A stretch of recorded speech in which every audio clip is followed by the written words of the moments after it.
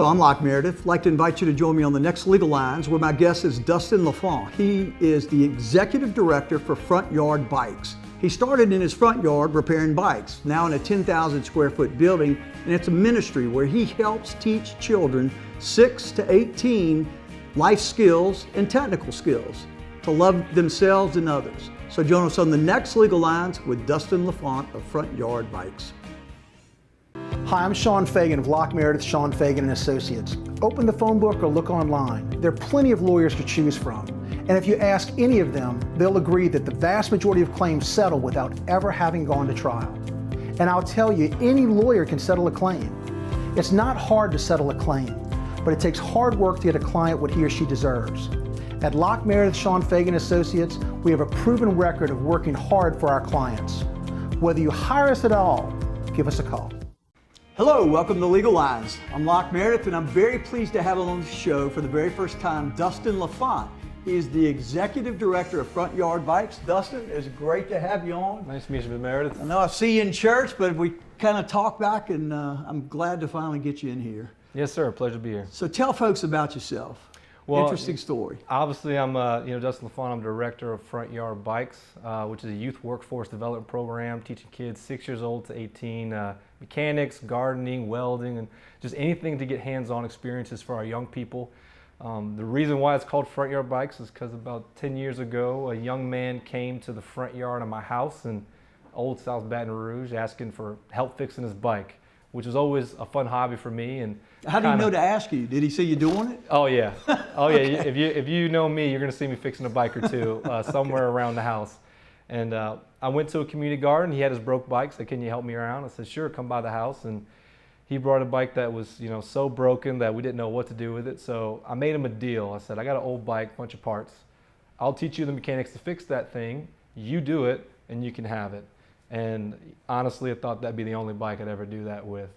Hundreds and thousands of kids later, and tens of thousands of bikes later, we have seen so many wonderful people work with their hands, build bikes, build a lot of rich experiences, and most importantly, learn who they are and really love who they are and believe in the future that they're going to create collectively. So give folks your background. I think you said you graduated in history and got a master's. Yes. I got a principal for over 30 years. Yes, sir. I'm originally from Houma, Louisiana. My mother was a principal for many years, most of my family working in the oil field industry, and I was blessed to go to LSU, major in history because I just enjoyed it. I loved it. I was fascinated with the history and timeline of where we've come from, what we've done as a society. Mm-hmm. Went on to join AmeriCorps for a year to serve in our community, then went back to LSU to get my master's education, and I taught for... In education? Yes, sir. Taught for a number of years in East Baton Rouge Parish Public Schools before I was granted the opportunity to do this full-time as a nonprofit and work with young people every day throughout their experiences and throughout their lifetime. So when did you formally start Front Yard Bikes? Wasn't it in the early 2000s? Informally, it was 2010 in my yard. And it had to grow from there because, we need to get better. Right. Our kids deserve better, so we kept organizing until we became a 501c3 in 2012.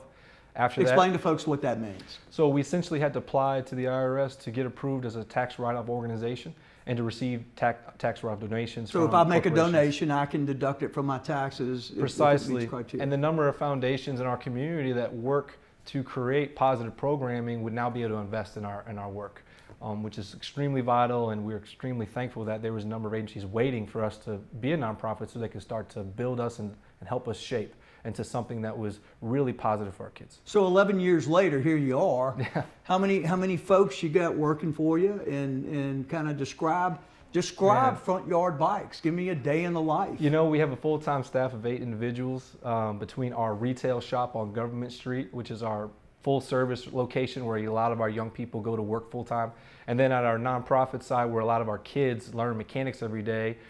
We have AmeriCorps members, and we hire 15 kids after school to get after-school jobs. So it feels like sometimes it's a lot of people to feels sometimes like we're got too many people to keep up with. But the relationships. How old are the kids? Oh, you said 8 to 18. So we start at 6 years old, turning a wrench. If you can go to kindergarten and sit in the classroom and hold a pencil, you can sit in my mechanic station and hold a wrench. And you better believe it, our kids can hold a wrench and build something pretty fast and have a good time with it, which is what we love. But to get to our workforce program, you have to be 14 with a work permit, which is great to get that at that age, and then get very minimal hours so you can balance school, because that's a priority. Right. We want to balance Agreed. school and life But along both with are very a job. important. Precisely, and you know, we have hiccups. Every young kid in their first job has a problem, right? Dress code or showing up late, but you get to learn that with us because we're mentoring you. Exactly. We're not throwing you to the lions and saying make it or break it. You get to get that mentorship, you get to get that tutelage, and obviously get that connection for your resume. Fantastic. So I think you now have 2 locations, you said, and then last year got a big bump, I guess. Absolutely. Big kiss and hug from God. Absolutely. You know, thanks to Blue Cross Blue Shield, we were able to expand to a 10,000 square foot building that we're going to move our retail shop to create a lot more jobs for our young people, to really give concrete experiences and to incorporate more education, more career experiences, and better learning. And we're partnering with a bunch of great nonprofits, from Big Buddy to Humanities AMP to the Line for Line program. We're gonna have a kitchen, a barbershop, a mechanic lab. I mean, it's gonna be a really fun place to be a young person and say, I wanna learn something. So is it under construction now? Yes, we're the same guys who work on the bikes are working in construction right now, getting it up and running so that we can have a really cool place. You got any kind of idea of when the grand opening will be? So phase 1 is going to be complete June 1st of this year for our retail bike shop to move in. And people are going to be able to come see what that phase 1 looks like. We have to go to phase 4 because there's a bunch of stages of getting a kitchen, you know, nice retail design kitchen and nice retail barbershop, along with our libraries and other elements. But we're going to be able to get everyone a taste and touch and feel to see what it's going to be like and get involved. So where do the kids come from? How, are you targeting particular areas of schools or families or what? We have 4 focus schools in EBR of Westville Middle, Glasgow Middle, University Terrace Elementary, and McKinley High. But Thrive Academy, Guardian Christian, you know, Guardian Initiative, and you know, biggest thing we have, our kids talk to each other. And they say, man, guess what I did this weekend? Guess where I was during after hours? You want to come build something with me and come to the shop? And most of the kids are friends of each other who come and bring collectively, and we build a positive culture of peer support and peer mentorship, and say, y'all are friends, let's make sure we show up to school on time, let's make sure we have fun at the shop on time, let's rely on each other. But and I think you mentioned your manager of one of the places is started at 13 and now he's 23 or something? Yeah, he was 12 years old when he came to my front yard, and right out of the gate, he had a plier and a hammer, and he could fix any bike in the yard. And I was like, all right, we need to get you some more tools because you could do just about anything. 10 years later, he's now the manager at our retail space, and we've been in a relationship that long, gone through so many ups and downs. Now, you know, got a great relationship, has a wonderful daughter, and we're still mentoring in each other's life, and my kids know him as, you know, almost like an uncle. Right. And that's what's so meaningful in our relationships is, yes, I'm investing in you, you're investing in me, and that's how God designed us, to really be in a relation, to have communion, and to build collectively, and not so much divisions of, you know, us versus them that's so common in society. So tell folks what it is, kind of the services and products that you guys provide. I guess the kids help y'all provide the services too, or is that totally independent? Oh, absolutely. Yeah, our young people are a part of everything that comes through our door because they're the most important asset we have in the building.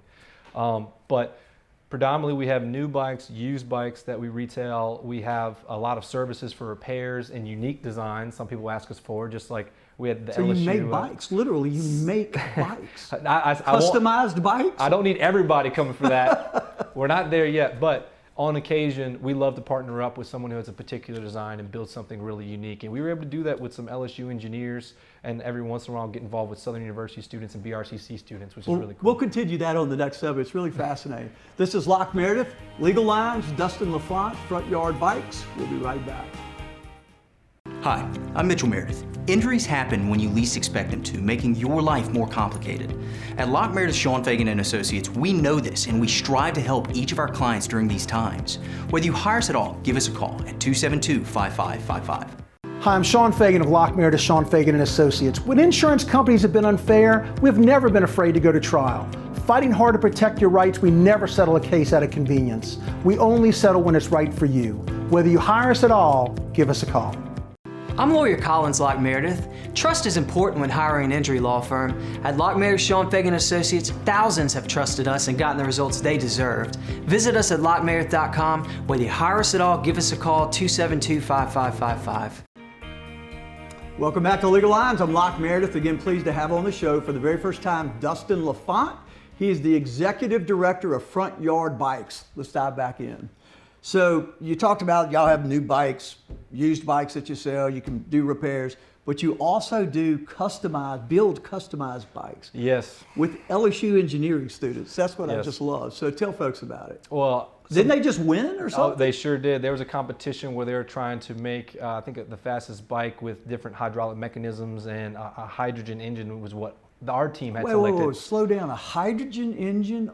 Yeah, once I again. am seeing these bikes now cruising up and down the streets, and nobody's pedaling. So that's what we're talking about. Yeah, I mean, to some degree, they put something on there to be a speed competition, I believe. And I can't say as much about it as my welding instructor, who I probably should be here in my stead to talk more about welding, because once again, I'm a history major, but I do get to have a bird's eye view to be in on some of these projects and designs, and being able to watch their design concept, we were able to give them some advice on what they were building, and then they asked us to help assist with the fabrication of building a frame from scratch, particularly taking tubing, building it piece by piece, and structuring it so they can assemble it.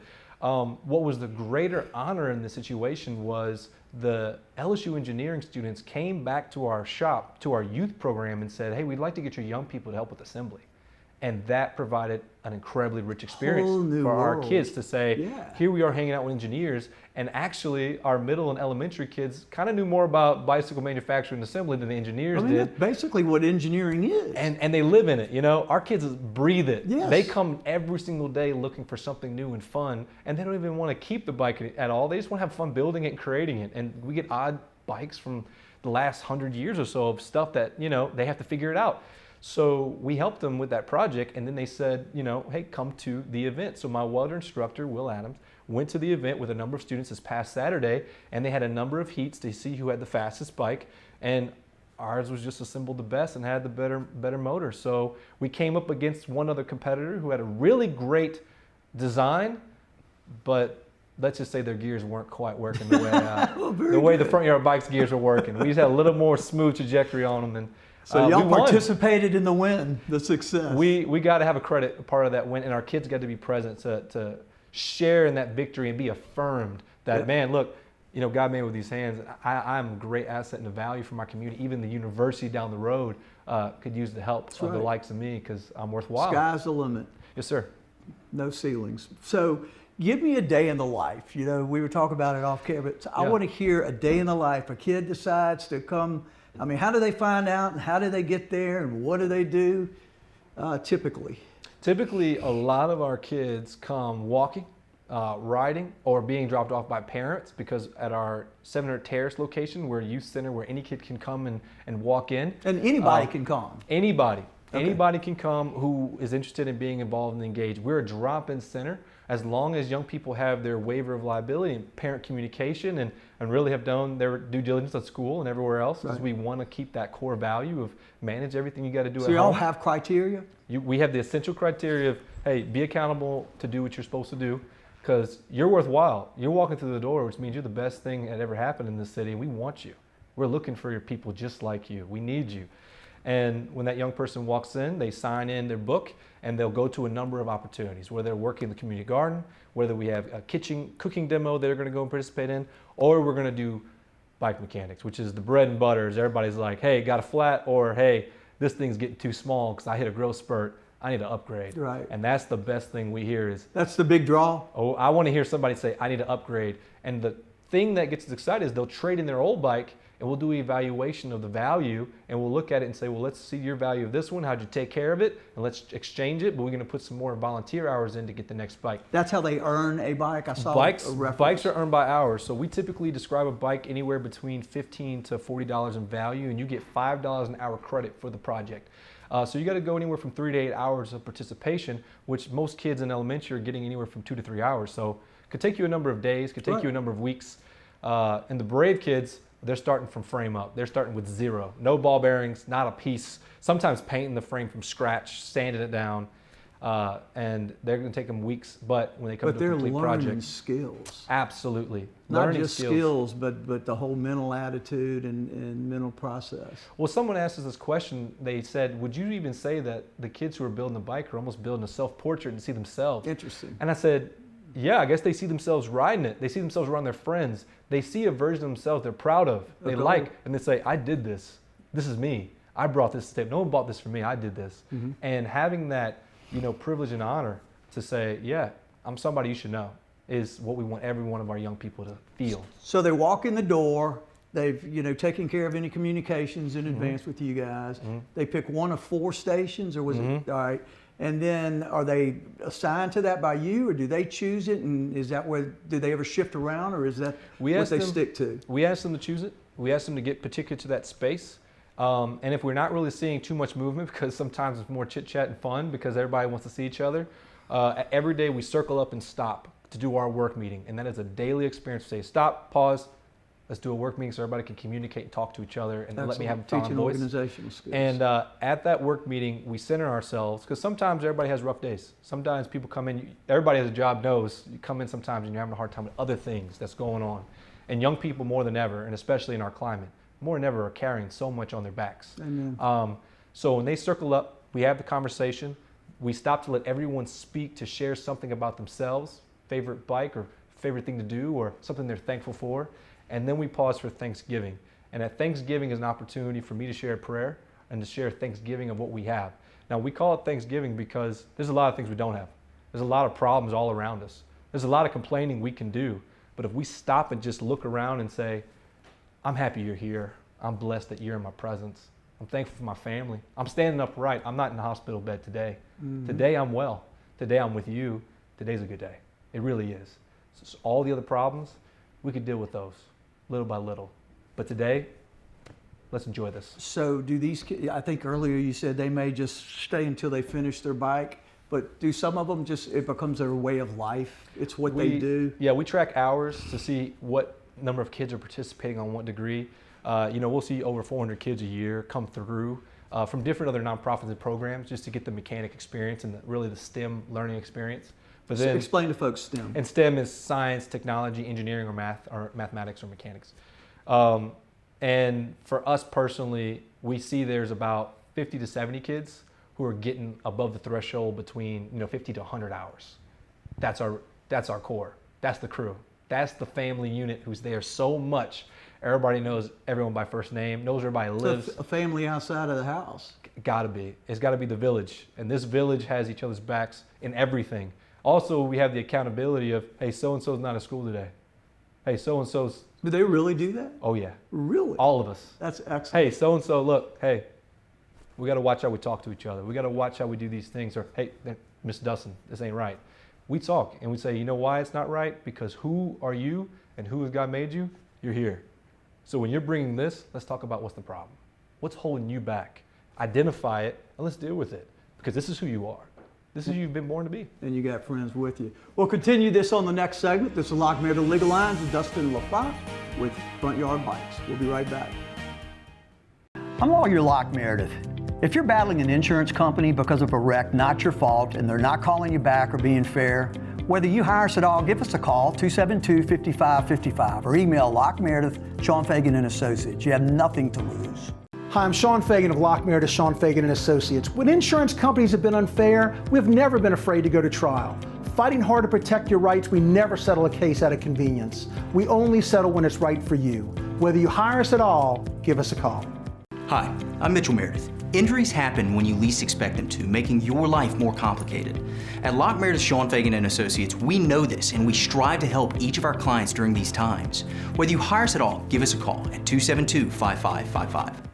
I'm lawyer Collins Locke Meredith. Trust is important when hiring an injury law firm. At Locke Meredith, Sean Fagan Associates, thousands have trusted us and gotten the results they deserved. Visit us at LockeMeredith.com. Whether you hire us at all, give us a call, 272-5555. Welcome back to Legal Lines. I'm Locke Meredith. Again, pleased to have back on the show for the first time, Duston LaFont. I say it right? Yes, sir.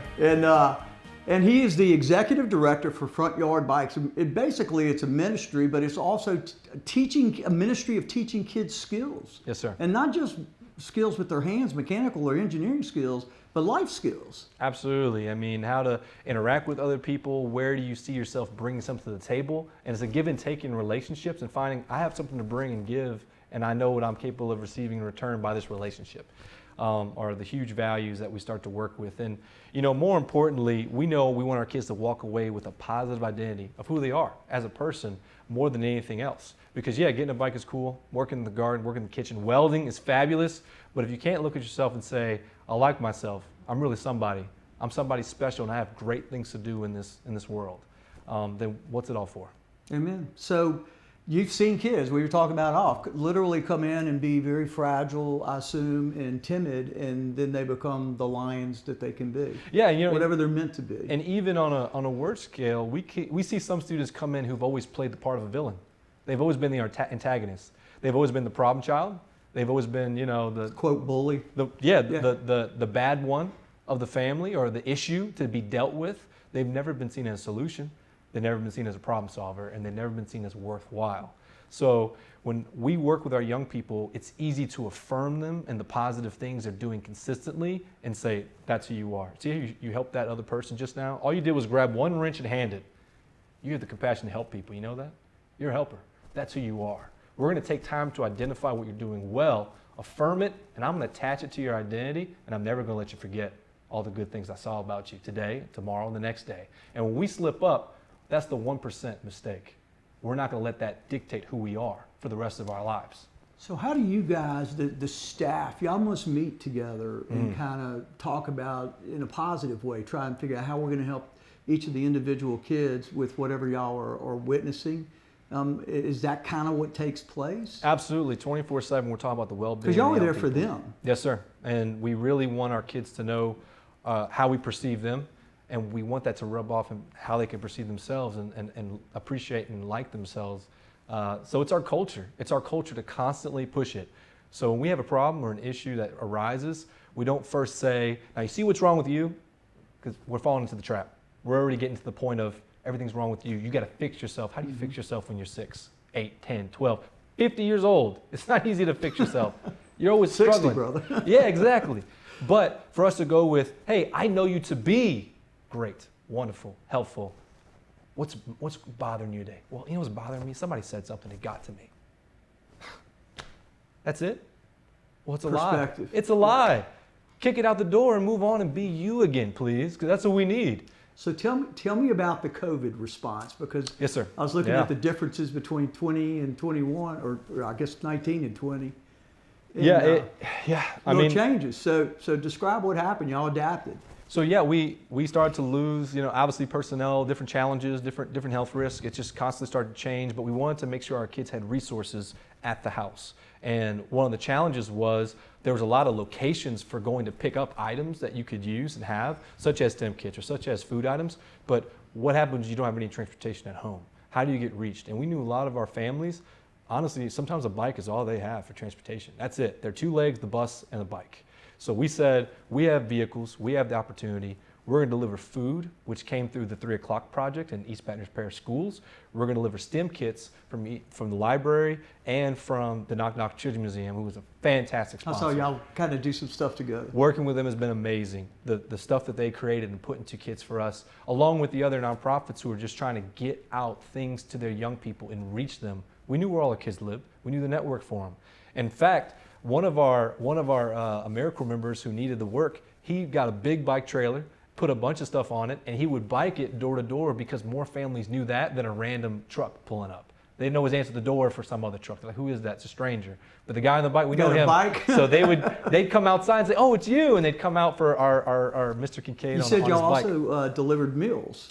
Yes, a 3 o'clock project. 20,000 meals or something? So we had 20,000 meals that we were able to distribute during the pandemic. We had over 10,000 STEM kits that we were able to deliver door to door, along with a number of items that were put into these packages that we wanted to get to our kids. And most importantly, every kid knew they were valued and not forgotten. Are y'all back up and running now? The kids are coming in and y'all going on your various events, or are you still in limbo land? Yes, we're kind of at a 50-50, which means we're not trying to recruit large-scale groups yet. Our indoor facility is still trying to be managed closely for safety.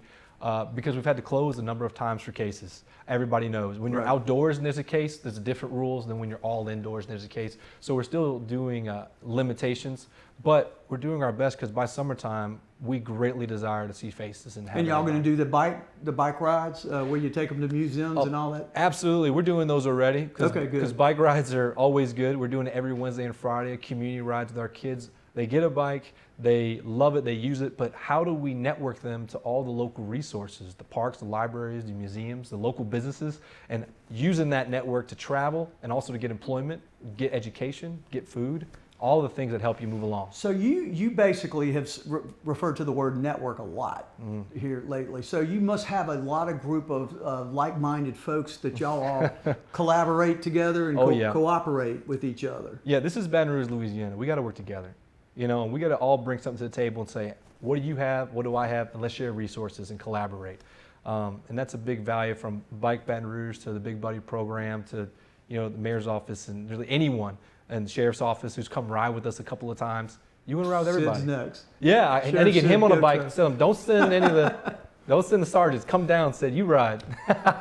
All right. Well, so tell me, you mentioned you're a nonprofit, and I presume that y'all get revenues from the repairs and selling the bikes and stuff. But y'all need donations, do you not? Absolutely. Explain what a donation of $5, $10, $100 does. So for $1,000 a year, that's a stipend for a young person to have a job after school. It's really just a $1,000 for the school year, and in summertime, it's another $500.